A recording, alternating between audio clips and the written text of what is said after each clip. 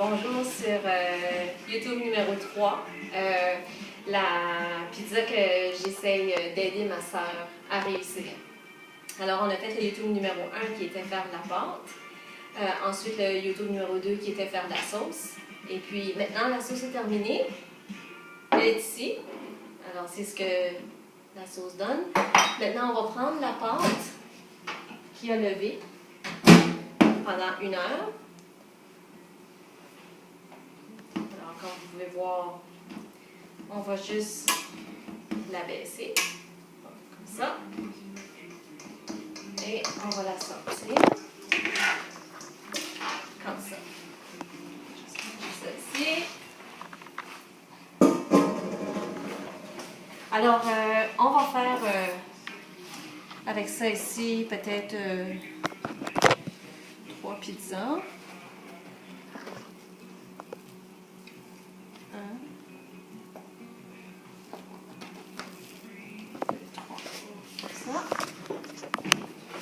Je vais juste réserver,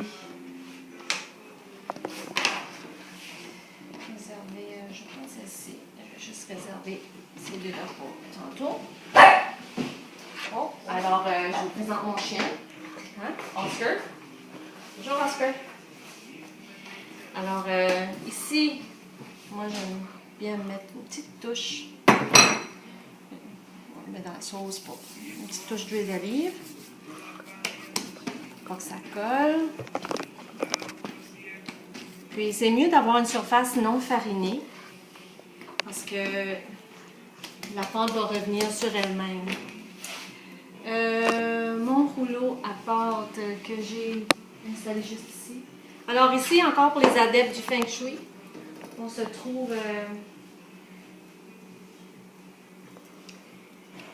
ici, on se trouve à l'est de ma maison. Le symbole ici à l'est, c'est le dragon. Alors si vous avez, je vais juste sortir l'internet ici que j'avais oublié. Alors si vous avez les statuettes de dragon, c'est ici qu'on met ce symbole. Alors juste rincer les tomates.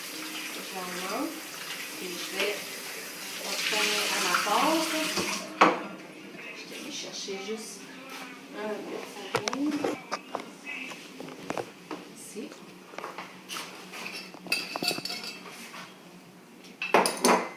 Alors, je vais juste tremper mes doigts ici pour fariner le rouleau à pâte.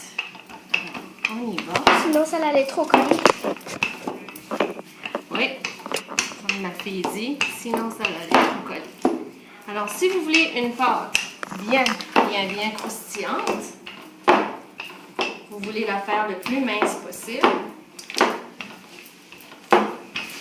Puis, la forme, ça ne dérange pas si c'est pas rond, exact. Ça donne un peu un style pizza artisanale sur les fours à bois en Italie. N'oubliez pas de mettre votre four à 425 ou 425. Je vais juste regarder ici. 425 ou 220. 220 pour la France. 425 pour nous ici au Canada. Bon, alors moi je trouve qu'elle est assez à mon goût. Je vais juste placer ça ici. Je vais lever comme ça. Vous voyez, ça se manipule très bien. Juste comme ça. Bon, alors j'ai besoin, si je peux trouver maintenant, donnez-moi juste 2 petites secondes. Ici. Alors, j'ai besoin de farine de maïs que je vais mettre juste comme ça ici, un peu sur ma panne à pizza. J'aime bien ça. Juste comme ça ici. Je mets ça ici. Puis, je vais venir prendre la forme comme ça. Et je vais juste venir l'installer ici. Inquiétez-vous pas, là, si ça prend pas les formes exactes, comme je vous ai dit. Ce qu'on veut, c'est une pizza. Je vais vous montrer avec un autre pizza aussi comment. Je vais juste fermer ça ici. Comment vous pouvez en faire une ronde. Alors, la sauce qu'on a faite tantôt, on vient juste badigeonner.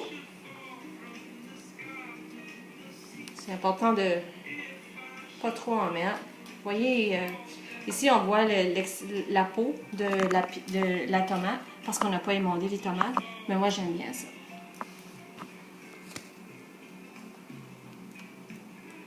Alors ça fait un peu rustique parce que c'est pas rond, mais moi je trouve qu'avec les amis c'est parfait. On peut aussi la faire ronde. Alors quand on veut la faire ronde, on coupe la pâte qu'on a faite en deux, puis ça fait exactement la circonférence de cette grandeur de panne à pizza. Qu'est-ce que ma fille me dit? Moi, je trouve que c'est comme... Ça sera un bon repas pour...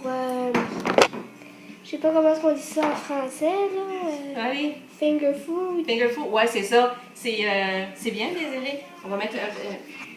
on tranche ça en carré, ça fait du finger food, c'est ça. Manger avec les mains. Là, j'ai mis un peu d'épices de basilic, mais je vais en mettre du frais tantôt. Alors, qu'est-ce que je mets aujourd'hui? J'ai décidé de m'en garder tout ça le plus simple possible. Alors, ici, je vais trancher. Moi, il y a des tomates cerises ou les plus grosses tomates que j'aime bien. Alors, je les tranche juste comme ça. Ça, en quatre de même. Sont plus grosses parce que je peux faire plusieurs choses avec la pizza, puis d'autres recettes que les tomates cerises ne me permettent pas de faire. Alors, je vais essayer, je pense que je vais en avoir assez comme ça. Je pense que ça va être assez.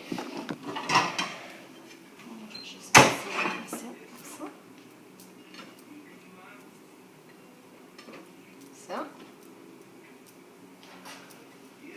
Et on va venir ici. On va mettre les tomates comme ça. Ça. Puis dans le four, on va mettre la pizza là-bas en bas. Dernière tablette du bas. Puis je vais juste mettre un peu de poivre sur les tomates. Dernière tablette du bas. Puis on... Tout dépendamment de votre fourneau, là, ça peut être 8 à 10 minutes, mais surveillez, pas plus que 14, ça dépend. Ceci, c'est des câbles. Moi, je prends un câble puis je le déchire juste avec les mains comme ça en deux.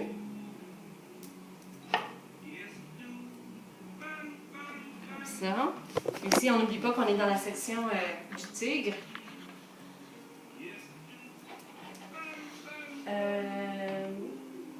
La section... juste prendre ça ici, la section du nord-ouest.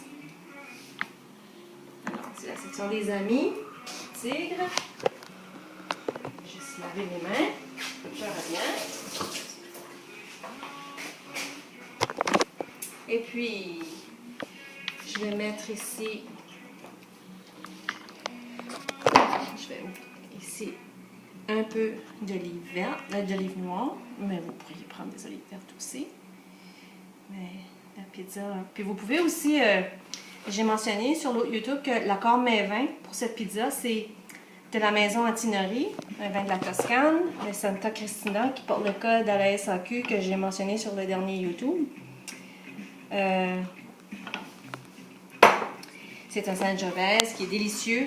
Alors si vous optez pour ce vin, vous pouvez à la fin, lorsque vous sortez la pizza du four, vous pouvez y rajouter de la roquette. Moi j'aime bien rajouter de la roquette à la fin, mais j'aime aussi mettre du prosciutto frais à la fin de la cuisson. Je ne fais pas cuire mon prosciutto. Puis le prosciutto, quand j'ai les amis, là, je le coupe hein, parce que on mord dans la pizza, puis le prosciutto, il nous pend à la bouche, alors c'est mieux de couper ça en petits morceaux quand on a des invités. Ceci, c'est une pizza végétarienne, mais si on met de la viande, ça ne sera plus végétarien. Qu'est-ce qu'elle dit, ma fille? Qu'est-ce qu'on fait tout de suite? C'est une pizza végétarienne. Oui. Mais si on rajoute du prosciutto à la fin, ça sera plus. Oui, c'est ça. C'est végétarien, puis exactement désiré. Alors, je vais rajouter ici, c'est un Reggiano Parmigiano. Alors, étant donné qu'on va prendre un Antinori, Santa Cristina.